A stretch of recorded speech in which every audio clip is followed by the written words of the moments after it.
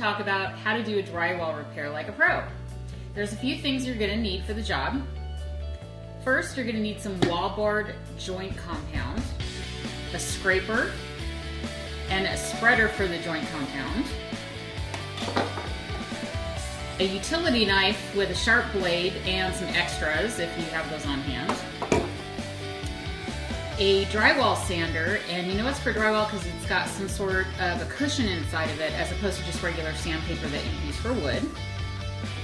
And then you're also going to need your drywall patch, and these come in different sizes based on the size of the hole that you're trying to patch. And then if you have textured walls, it's really important, you're going to need wall texture. This stuff is kind of expensive. It's about $14 a can, and some people opt to skip it, but then the job just doesn't look right. Okay, so here's the wall that we're going to patch. If you notice, inside the drywall, there's a plaster component, and then there's also paper on the outside and paper on the inside. What we're going to do is use the utility knife, and we're going to cut just through the paper, bigger than the hole. And then you're going to use your utility knife and your scraper to remove this paper layer.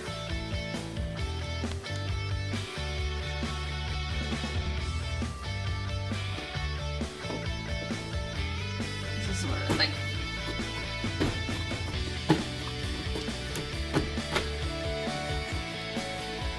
Okay, that's pretty good. The next thing you want to do is get out your patch. There's metal and then there's mesh. The metal is sticky on the back. And what you want to do is cut that metal part to fit inside your hole. And that can usually be done with scissors.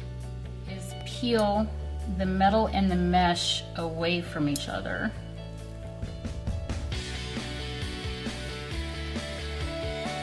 And just cut the mesh. So now you're left with the metal plate, which will actually cover the hole, and the mesh, which will adhere it to the rest of the drywall.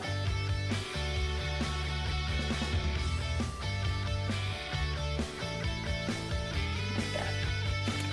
And then you can take your X-Acto knife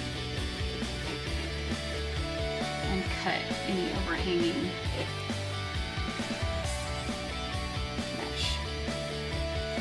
Perfect. Now we're going to spread our joint compound over the hole, and this particular brand uses an indicator to tell you when it's dry. It goes on pink, and when it's white, you know that it's dry and it's ready to sand. Spread it on kind of thinly over the hole.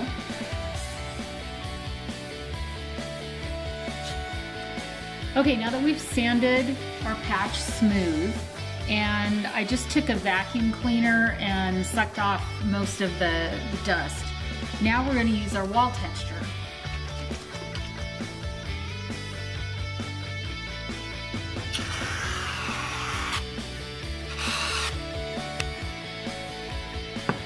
And then after letting it set up for a minute or so, you just want to lightly drag your scraper across. It doesn't have to be perfect. You're just trying to give the wall a little bit of texture so it's not obvious that you patched it. Okay, here we are. Our patch has dried. You can see it's white and opaque, so it's time to paint it.